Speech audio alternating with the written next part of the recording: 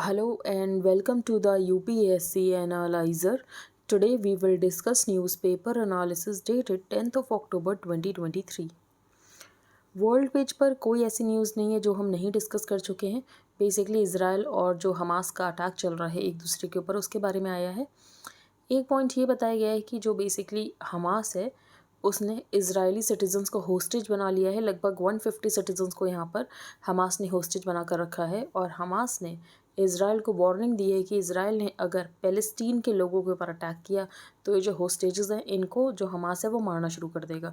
तो अगर बिना प्रायर वार्निंग के इसराइल ने गाज़ा के जो ऑर्डिनरी सिटीजन्स हैं बेसिकली जो यहाँ पर मिलिटेंट्स नहीं है अगर उनके ऊपर अटैक किया तो यहाँ पर जो हमास है वो इसराइल के लोगों को जिसको कि उसने होस्टेज बनाया वो मारने लगेगा. तो बेसिकली जो कतर है वो हमास के साथ बातचीत कर रहा है कि जो इजरायली और पैलेस्टीनियन होस्टेजेस हैं इनकी यहाँ पर स्वैपिंग हो जाए. तो बस यही है इस पेज पर. बाकी अफ़गानिस्तान में अर्थक्वेक आया था, ये कल हम डिस्कस कर चुके हैं कि अफ़गानिस्तान में अर्थक्वेक आया था. हिजबुल्ला क्या है, हिजबुल्ला भी हम कल डिस्कस कर चुके हैं. हमने कल एक लोकेशन भी डिस्कस की थी, शीबा फार्म्स. तो उससे ज़्यादा इसमें कोई इंपॉर्टेंट पॉइंट्स नहीं है तो हम नहीं डिस्कस करेंगे. Israel orders complete cease on Gaza, Hamas threatens की होस्टेजेस को मार देगा अगर फ्रेश बॉम्बिंग होती है. तो हम डिस्कस कर चुके, कोई नई बात नहीं है. बाकी जो 5 स्टेट असेंबलीज़ के इलेक्शंस होने वाले हैं तो यहाँ पर इलेक्शन कमीशन ने डेट अनाउंस कर दी है. राजस्थान, MP, छत्तीसगढ़, तेलंगाना, मिज़ोरम. ठीक है, हम आगे चलते हैं. कावेरी रो, तो हमने डिस्कस किया था कि सुप्रीम कोर्ट का वर्डिक्ट आया था कि जो कर्नाटका है ये पर सेकेंड 3000 क्यूजिक्स ऑफ वाटर रिलीज़ करेगा टू तमिलनाडु. लेकिन जो कर्नाटका है उसका ये कहना है कि हमारे पास इतना पानी नहीं है कि हम यहाँ पर रिलीज़ करें. इसीलिए तमिलनाडु ने यहाँ पर सेंटर को कहा है कि आप इंटरवीन करो और तमिलनाडु ने यहाँ पर रिजोल्यूशन पास किया है. In a significant move, the Tamil Nadu Assembly on Monday adopted a resolution urging कि यूनियन गवर्नमेंट को यहाँ पर कर्नाटका गवर्नमेंट को कहना चाहिए कि वाटर रिलीज़ करो तमिलनाडु के लिए, जैसा कि सुप्रीम कोर्ट का फाइनल जजमेंट है. अब बेसिकली तमिलनाडु का यही कहना है कि हमें सिर्फ वाटर फूड के लिए नहीं चाहिए, हमें एग्रीकल्चर के लिए चाहिए. मतलब लाइफलाइन है हमारे लिए कावेरी का पानी, तो कावेरी का पानी हमारे लिए दे दो.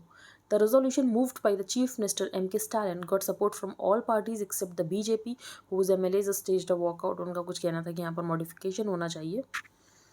अब हम चलते हैं आगे. On its campus NSG wages war against invader वलायती कीकर.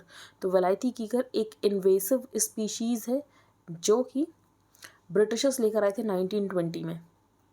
तो ये जो वलायती कीकर है ये नेटिव टू मैक्सिको है. It was brought to Delhi by the British in the 1920s when the national capital was being built. तो एक इन्वेसिव प्लांट स्पीशीज़ है और इसका नाम है प्रोसोपस जूलीफ्लोरा. एक बार प्रीलिम्स में इसके ऊपर क्वेश्चन आ चुका है. तो अगर आपको इंडियन एक्सप्रेस का हाईलाइटेड पोर्शन चाहिए plus static part related to every topic जो कि न्यूज़पेपर में कवर किया गया, फॉर एग्जांपल विलायती कीकर, कुछ टाइम पहले हमने कोनोकार्पस पढ़ा था, तो इन सब के बारे में आपको पता चल जाएगा कि इन्वेसिव स्पीशीज़ क्या होता है क्या नहीं होता है, NSG कैसे काम करता है. NSG वैसे भी इंपॉर्टेंट है इंटरनल सिक्योरिटी के लिए कि NSG कैसे काम करता है, ये सब कुछ आपको मिल जाएगा. नेक्स्ट हम चलते हैं आगे. यहाँ पर कोई इंपॉर्टेंट न्यूज़ नहीं है, वही फर्स्ट पेज का एक्सटेंशन होता है.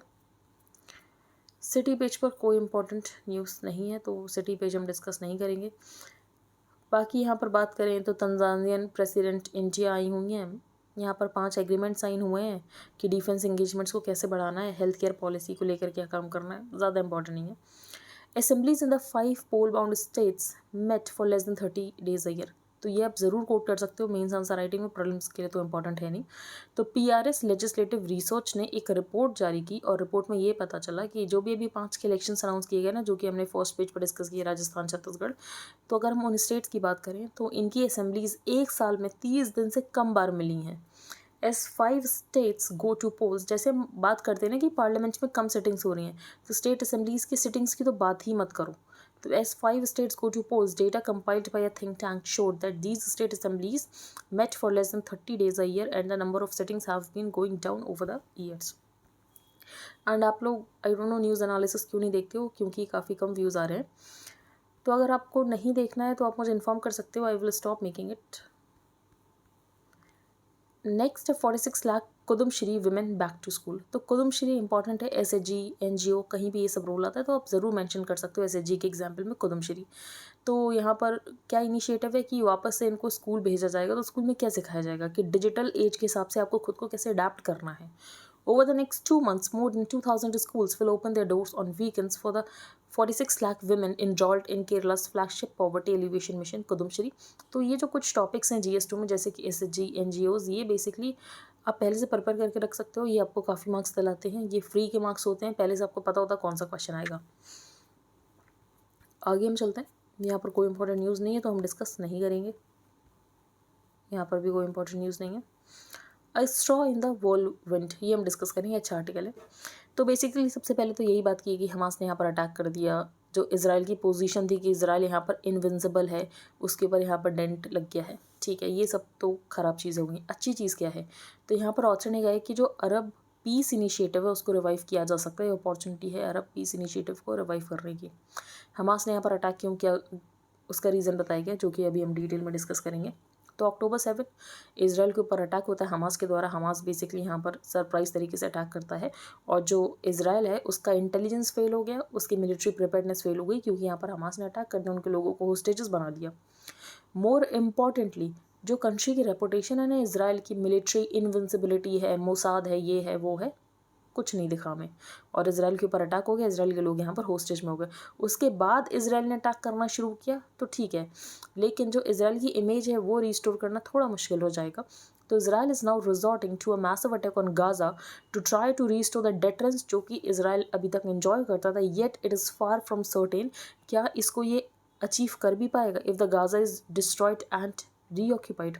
Furthermore it is hard to see कि कैसे prime minister Benjamin Netanyahu survive करेंगे जब इतने सारे इजरायली लोगों की जान जा चुकी है। Of course the Palestinians are also losers in that, कि अगर हम बात करें तो इस अटैक की वजह से ये तो नहीं कि उनको एक पैलेस्टीन की ज़मीन मिल जाएगी, नहीं मिलने वाली है, जो कि हमास का एम था।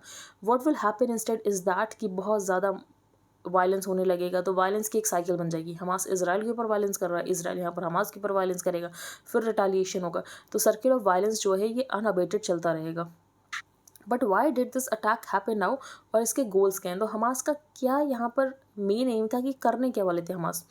तो मेन रीज़न ये था कि हमास को ये लगता था कि उसको लेजिटिमेट अथॉरिटी की तरह देखा जाए पैलेस्टीन में, कि यही पैलेस्टीन के जो लोग हैं उनको सेल्फ डिटर्मिनेशन का राइट दिलवाएगा। तो फर्स्ट हमास कॉम्पीट कर रहा था विद द पैलेस्टीनियन अथॉरिटी कि भाई यहाँ पर जो पैलेस्टीन का लेजिटिमेट अथॉरिटी वो हमास है, ना कि पैलेस्टीनियन अथॉरिटी है, for the leadership of the Palestinian cause. The PA is the official government of the Palestinians, जिसने कि ऑस्लो पीस अकॉर्ड भी साइन किए थे। Furthermore the Palestinian Authority is riddled with corruption and misgovernance, और Palestinian जो resistance है वो नहीं मिल पा रही है, has lost much of its legitimacy. तो हमास ने जो भी किया इसका कोई भी रिजल्ट रहे, लेकिन ये तो माना जाएगा कि हमास ने भाई लिबरेशन के लिए लड़ाई तो की, सेल्फ डिटर्मिनेशन के लिए लड़ाई तो की। Second reason is the effort by Hamas and with Iran support and guidance to end the process of normalization between Israel। अब क्या चल रहा था, बेसिकली नेगोशिएशंस चल रहे थे, जैसे कि हमने अब्राहम पीस अकॉर्ड्स के बारे में डिस्कस किया था। फिर सऊदी अरेबिया के साथ भी इसराइल के जो टाइज़ है रिवाइव हो रहे थे, और यहाँ पर पीस इस्टेब्लिश करने की बात की जा रही थी अंडर द लीडरशिप ऑफ जो बाइडन। लेकिन अभी जो पीस है ये भी इस्टेब्लिश नहीं हो पाएगा, अभी कुछ टाइम तक तो नहीं हो पाएगा। तो रिसेंटली अंडर प्रेसिडेंट जो Biden stewardship the Saudis and the Israelis were in the process of negotiating a piece agreement. और अगर ये एकम्प्लिश हो जाता तो जो ईरान का एक्सेस ऑफ रेजिस्टेंस है ना to Israel and the American power, ये वीक हो जाता। तो with these attacks and the likely devastating reprisal by Israel against Palestinians, it is unlikely कि ऐसा एग्रीमेंट कुछ होने वाला है आने वाले समय में। What all this spells for the moment at least is the victory of Iran and Hamas's version of violent resistance as opposed to that of the Saudis and the Emiratis। फिर ये कहा गया कि इसराइल को हराना इतना आसान नहीं है, तो अगर हमास को लगता है कि वो इसराइल को हरा देगा तो ये कभी नहीं हो सकता, क्योंकि इसराइल बहुत ही स्ट्रॉन्ग स्टेट है, साथ ही साथ उसको वेस्टर्न नेशंस बैक भी करते हैं। तो on the one hand the eliminationist objective of Iran and the Hamas, which is the destruction of the state of Israel, is never going to be achieved for the simple reason कि Israel is too strong और इसको western Nations का भी support मिलता है। For example जो European union है उसने पैलेस्टीनियन अथॉरिटीज़ को तो एड देना बंद कर दिया है, लेकिन लगातार यहाँ पर एड प्रोवाइड की जा रही है टू द Israel। तो note the unconditional support that America has offered in response to the attack, जैसे कि अमेरिका साथ में वेपन्स बना था, अमेरिका यहाँ पर वेपन सप्लाई कर रहा है। On the other hand Arab Gulf approach has not sufficiently emphasised indeed insisted कि यहाँ पर एक पैलेस्टीनियन स्टेट बनना चाहिए, उसके बाद ही पीस इस्टेब्लिश हो सकता है। फिर यहाँ पर अरब पीस इनिशिएटिव की बात की गई है, जो कि 2002 में under the late king Abdullah made an offer to the Israel कि हमें यहाँ पर एक अरब पीस इनिशिएटिव करना चाहिए और लास्टिंग पीस हो सकता है between Israelis and the Palestinians. In return Israel जो है उसको पूरी तरीके से रिकॉग्नाइज और एक्सेप्ट कर लिया जाएगा। It is the rejection by Israel of this offer, क्योंकि बेसिकली इसराइल का ये कहना है कि जो लैंड हमने एनेक्स कर रखा है वो तो हम आपको नहीं देने वाले हैं। Next phase the climate. तो ये बताया गया है कि क्लाइमेट चेंज का इशू सिर्फ फार्मर्स के लिए नहीं है, बिजनेसेस के लिए भी है, इकोनॉमिक पॉलिसी मेकर्स के लिए भी है। फॉर एग्जांपल हमने कुछ टाइम पहले इंडियन एक्सप्रेस में ही एक रिपोर्ट डिस्कस की थी कि कंपनीज़ को भी कैसा नुकसान हो रहा है। फॉर एग्जांपल अगर यहाँ पर जल्दी ठंड आ जाती है तो यहाँ पर जो आइसक्रीम की डिमांड से जो सॉफ्ट ड्रिंक की डिमांड है वो यहाँ पर कम होने लगती है, और अगर यहाँ पर मानसून लंबे समय तक चल जाता है तो एयर कंडीशनर्स की डिमांड, रेफ्रिजरेटर्स की डिमांड ये कम हो जाती है। तो कंपनीज़ को भी बहुत नुकसान हो रहा है क्लाइमेट चेंज की वजह से। This year has seen India record it's warmest ever February. तो हमने हीट वेव देखी थी, बेसिकली फेब्रवरी में हीट वेव देखी थी, and the driest August since time series temperature and rainfall data become available. On top of these rains were well above normal in March. उसके बाद हमने साउथ वेस्ट मानसून देखा जो कि एक हफ्ते लेट आया। कहीं बहुत ज़्यादा बारिश हो रही है, इंटेंस प्रेसिपिटेशन हो रहा है, कहीं बहुत लंबे समय तक ड्राई स्पेल्स हो रहे हैं, बहुत लंबे समय तक ड्रॉट आ जा रहा है। जो हार्वेस्टिंग है, हार्वेस्टिंग का जब सीज़न आता है तब यहाँ पर वीट क्रॉप्स डैमेज हो जा रही हैं। फॉर एग्जांपल जब हीट वेव होती है तो जो ग्रेन फिलिंग फेज होता है वो एक्चुअली ग्रेन ठीक से फिल नहीं हो पा रहे, तो ये सारी प्रॉब्लम है। तो climate change according to a report in this newspaper is now being flagged as the single biggest business risk for farmers. Coping with the vagaries of the monsoon is the challenge probably, और उसके लिए हमें climate resistant varieties बनाने की ज़रूरत है। Instead it has to do with fewer rainy days, कहीं बहुत ड्राई स्पेल्स हो जाते हैं। तो ये सारे क्लाइमेट चेंज को लेकर हमें प्रिपेयर होने की ज़रूरत है। नेक्स्ट है द वेट कंटिन्यूज। तो विमेन रिजर्वेशन बिल आया है, नारी शक्ति वंदन अधिनियम। तो ऑथर ने उसको क्रिटिसाइज़ किया। ऑथर ने क्यों क्रिटिसाइज़ किया? क्योंकि कुछ कंडीशंस अटैच कर दिए, उसके बाद ये रिजर्वेशन मिल पाएगा। क्या कंडीशन है? कि सेंसस होगा, डिलिमिटेशन होगा, उसके बाद ये रिजर्वेशन मिल पाएगा। जबकि अगर हम बात करें जब 73rd और 74th अमेंडमेंट था पंचायत और म्यूनिसपैलिटीज़ के लिए, जिसमें कुछ ऐसी कंडीशन नहीं थी कि यहाँ पर डिलिमिटेशन होगा, सेंसस होगा, उसके बाद ही रिजर्वेशन दिया जा सकता है। ये था कि इस बिल के 6 महीने के अंदर अंदर रिजर्वेशन मिलना स्टार्ट हो जाएगा। तो वैसे ही यहाँ पर कुछ करने की ज़रूरत थी कि आपको यहाँ पर कंडीशंस अटैच नहीं करनी चाहिए थी। एक ऑथर ने और क्रिटिसिज्म का पॉइंट दिया है कि बेसिकली यहाँ पर इंट्रा स्टेट रिजर्वेशन की बात नहीं की गई है, जो कि 2008 का बिल जो था, जो कि पास नहीं हुआ था, उसमें इंट्रा स्टेट रिजर्वेशन की बात की गई थी। तो इंट्रा स्टेट रिजर्वेशन होना चाहिए। फिर ये कहा गया है कि अगर हम बात करें तो हमारा कॉन्स्टिट्यूशन बना, और हमें अब क्यों ये बात रियलाइज़ हो रही है कि विमेन को रिजर्वेशन मिलना चाहिए। तो बेसिकली आपने अगर GS1 में एक टॉपिक पढ़ा होगा, role of women in the women's organisations, तो उसमें हम पढ़ते हैं कि 1971 में एक रिपोर्ट आई थी, committee on the status of the equality of the women, जिसमें टुवर्ड्स इक्वालिटी की रिपोर्ट यहाँ पर पब्लिश की गई थी। तब हमें रियलाइज़ हुआ कि एक्चुअली विमेन का जो पॉलिटिकल रिप्रेजेंटेशन है वो बहुत ज़्यादा कम है। इंडिपेंडेंस के बाद अगर हम देखें तो हमें विमेंस मूवमेंट ज़्यादा दिखते नहीं है। क्यों नहीं दिखते हैं? क्योंकि विमेन को भरोसा था कि जो हमारे लीडर्स है वो एक्चुअली हमारे लिए काम करेंगे, उसके लिए हमें मूवमेंट करने की कोई ज़रूरत नहीं है। ठीक है, लेकिन 1971 में जब ये रिपोर्ट पब्लिश होती तब रियलाइज़ होता है कि विमेन तो यहाँ पर बहुत पीछे छूट गई। उसके बाद विमेन के बहुत सारे मूवमेंट्स स्टार्ट होते हैं, तो ये आपको पता होना चाहिए। और अगर हम विमेन का रिप्रेजेंटेशन देखें तो लोकसभा में सिर्फ 78 MPs हैं, राज्यसभा में कुछ 14% है, और स्टेट असेंबलीज में तो 9% है, बहुत ही ज़्यादा कम। God has given me the opportunity said the prime minister, जब उन्होंने विमेन रिजर्वेशन बिल को टेबल किया तो ऑथर का बेसिकली यही कहना है कि ये अपॉर्चुनिटी तो आपको 2014 से मिल रही है, आपकी पार्टी मैनिफेस्टो में था, तो आपको इतना टाइम क्यों लग गया? आप तो यहाँ पर इलेक्शन के लिए कर रहे हो। Putting even the delay and intent aside, there is still a caveat to the act. It can't be enforced until and unless a new census and delimitation process is undertaken. There are only 78 women in the Lok Sabha, 15% हो गई total strength की, राज्यसभा में 14% हो गई, state legislative assemblies में only 9% है। फिर 73rd 74th amendment किया गया जिसमें विमेन को रिजर्वेशन दिया गया। लास्ट सेंसस 2011 में हुआ था, अभी का सेंसस हुआ नहीं है, कोविड की वजह से यहाँ पर डिले होता ही जा रहा है। और फिर ये बताया कि डिलिमिटेशन में भी प्रॉब्लम है। फॉर एग्जांपल अगर हम देखें तो बिहार और यूपी की जो टोटल सीट्स हो जाएंगी वो 2022 हो जाएंगी, और सारे सदर्न स्टेट्स की मिलाकर 165 सीट्स होंगी। क्यों? क्योंकि यूपी बिहार की पॉपुलेशन बहुत ज़्यादा है। The current variation differs from its 2008 version in some ways. Ignorance of the interested women representation, जो कि हमने डिस्कस किया कि इंटरेस्टेड वुमेन रिप्रेजेंटेशन नहीं है, तो इसमें प्रॉब्लम आ सकती है। फिर वही committee of the status of the women 1971 जिसने यहाँ पर रिपोर्ट पब्लिश की, जिसने बताया कि वुमेन का पॉलिटिकल रिप्रेजेंटेशन कैसे डिक्लाइन हो रहा है। आगे हम चलते हैं, place the child at the centre. तो वैसे अगर आपको याद हो तो हम लॉ कमीशन की अभी हमने कुछ टाइम पहले ही रिपोर्ट डिस्कस की थी। कि अगर protection of children from sexual offences act की बात करें तो जो एज ऑफ कंसेंट है उसको 18 ईयर्स रखा गया है। 18 ईयर्स से पहले सब माइनर है और 18 ईयर्स से पहले सब माइनर है। तो प्रॉब्लम क्या हो रही थी, प्रॉब्लम ये है कि जो कंसेंशुअल सेक्सुअल एक्टिविटी है, तो कंसेंशुअल सेक्सुअल एक्टिविटी को यहाँ पर डीक्रिमिनलाइज करने की बात की जा रही थी। अब बात ये थी कि आप आइडेंटिफाई कैसे करोगे।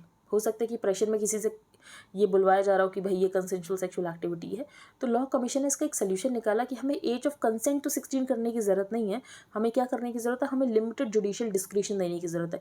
लेकिन ऑथर ने इसको क्रिटिसाइज़ किया। ऑथर ने कहा कि ये जो आपका व्यू है ना कि लिमिटेड जुडिशियल डिस्क्रिशन दे दो, ये सबसे पहले केस टू केस बेसिस पर डील करना पड़ेगा, ठीक है।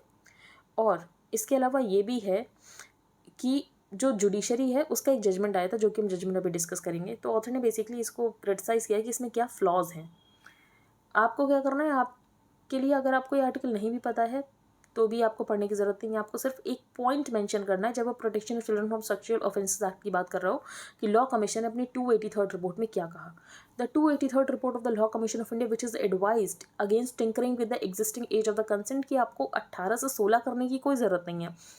The judicial references also called for reviewing the criteria to the age of consent, क्योंकि सेक्सुअल एक्टिविटी जो है 18 साल से पहले भी बच्चे करते हैं, लेकिन एक्चुअली वो कंसेंट वाइज होती है, सारी यहाँ पर फोर्स्ड या कोर्सिव नहीं होती हैं।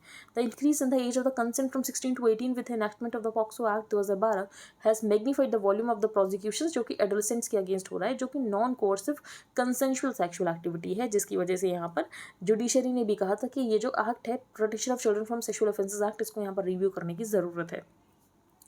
The reference in Vikesh Kalawat versus state of MP, तो बेसिकली यहाँ पर माइनर गर्ल अपने बॉयफ्रेंड के साथ चली गई थी, उसके साथ उसने शादी कर ली, एक उसको बेबी हो गया। नोट्स दैट कि मैंडेटरी मिनिमम सेंटेंस यहाँ पर 10 साल की, तो जो लड़का है उसको यहाँ पर अरेस्ट कर लिया जाता, उसको 10 साल के लिए जेल भेज दिया जाता। अब यही लड़का जो था वो सोल ब्रेड विनर था और उसकी वजह से यहाँ पर जो फैमिली है वो पॉवर्टी में चली जाती है। तो ये प्रॉब्लम है पहली।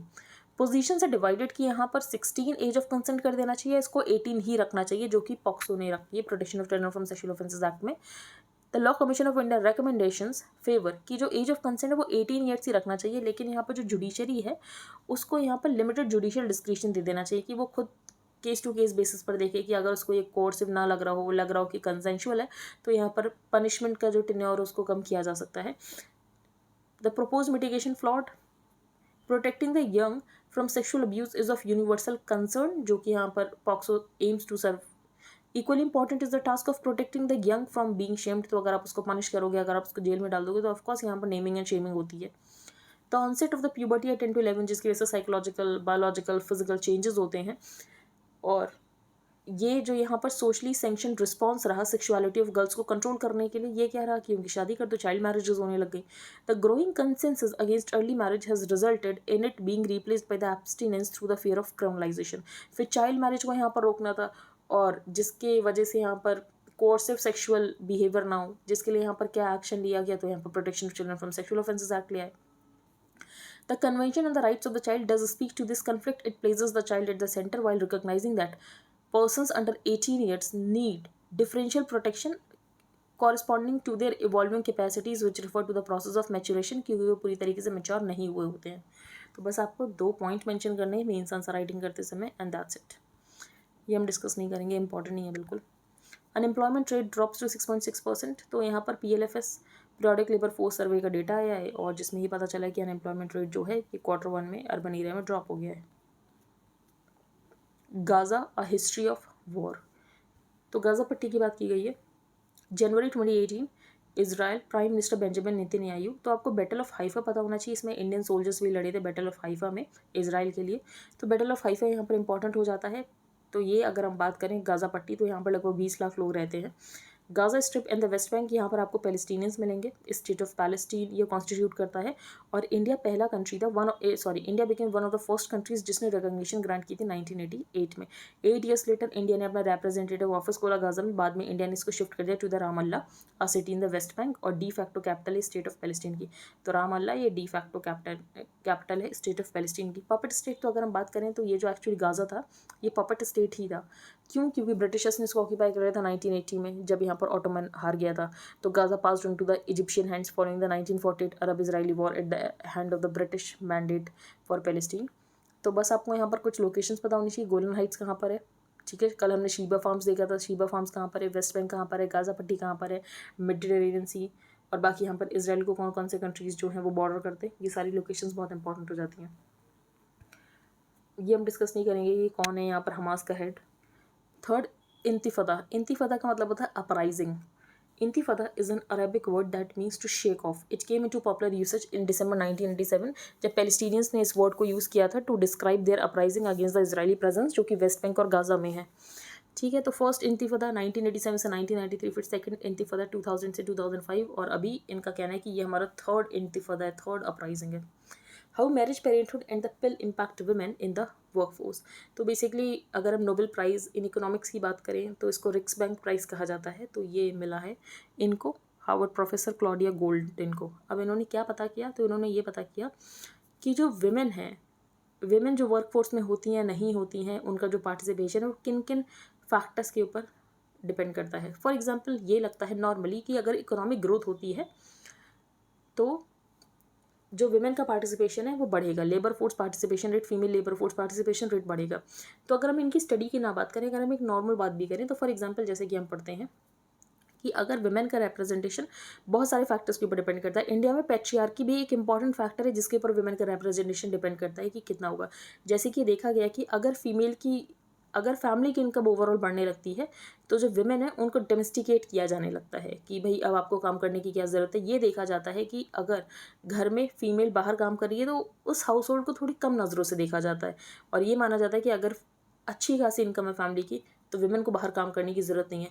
तो सिर्फ इकोनॉमिक ग्रोथ के ऊपर विमेन का रिप्रेजेंटेशन डिपेंड नहीं करता, बहुत सारे फैक्टर्स हैं जिसके ऊपर विमेन का रिप्रेजेंटेशन डिपेंड करता है। जैसे कि यहाँ पर कॉन्ट्रासेप्टिव पिल्स की बात की गई है, इसके ऊपर भी विमेन का रिप्रेजेंटेशन डिपेंड करता है। For example, Goldin demonstrated that access to the contraceptive pill played an important role by offering new opportunities for career planning. तो why has she won the award, क्योंकि उन्होंने यही बताया कि जो female labour force participation rate है किन किन फैक्टर्स के ऊपर डिपेंड करता है। The fact is that world over women under represented है लेबर मार्केट में, विमेन का रिप्रेजेंटेशन बहुत कम है। इंडिया में female labour force participation rate बहुत कम है अगर हम बात करें तो। What causes women to join the work force, और व्हाट कॉजेज देम कि वो लीव कर देती है मार्केट फोर्स को। For instance, before Goldin's path breaking book was publish, ये माना जाता था कि अगर इकोनॉमिक ग्रोथ होती है तो विमेन का जो पार्टिसिपेशन है वो भी बढ़ता है। Golden showed that female participation in the labour market did not have any upward trend, instead हमें यू शेप्ड कर्व मिलता है। तो इंडिया में भी आपने फेमिनाइजेशन की यू शेप्ड हाइपोथेसिस पढ़ी होगी जो कि इकोनॉमिक सर्वे में दी हुई थी। अब ये यू शेप्ड हाइपोथेसिस क्या थी, तो एक्चुअली ये था कि हमें विमेन अभी कम दिख रही है, labour force participation rate women का कम दिख रहा है। उसका रीज़न ये है कि जो विमेन है ये हायर एजुकेशन परस्यू कर रही हैं, लेकिन जब ये हायर एजुकेशन इनकी हो जाएगी तो एक्चुअली इनका जो पार्टिसिपेशन है वो बढ़ जाएगा। The participation of married women decrease with the transition from an agrarian to an industrial society, लेकिन जब सर्विस सेक्टर हुआ तो विमेन का जो पार्टिसिपेशन है वो इंक्रीज हुआ। Similarly Goldin demonstrated that access to the contraceptive, ये पॉइंट हम डिस्कस कर चुके हैं। On the topic of the earnings, अगर हम देखें तो सेम वर्क के लिए विमेन और मैन को यहाँ पर डिफरेंटली पे किया जाता है और अर्निंग्स गैप्स अभी भी बहुत ज़्यादा है। According to Goldin, part of the explanation is that जो एजुकेशनल डिसीजन है ये लाइफ टाइम एक्सपीरियंस से आते हैं। फॉर एग्जांपल, जो पर्टिकुलर वुमेन है उसने अपनी मदर को देखा कि जब तक उसकी मदर के बच्चे 10-12 साल के नहीं हो गए थे उसकी माँ ने वापस से वर्कफोर्स को नहीं ज्वाइन किया, तो सिमिलरली हो सकता है कि वुमेन भी वैसा ही करे। तो according to Goldin, part of the explanation is that educational decisions which impact a life time of career opportunities are made at a relatively young age. If the expectations of a young women are formed by the experience of the previous generations, for instance कि their mothers who did not go back to the work until the children had grown up, तो development हमेशा हमें slow ही दिखेगा। तो I hope आपको सब कुछ clear हो गया हो। अगर आपका कोई भी डाउट है तो आप टेलीग्राम ग्रुप पर पोस्ट कर सकते हो। If you like the analysis then please like share and subscribe. Thank you and have a nice day.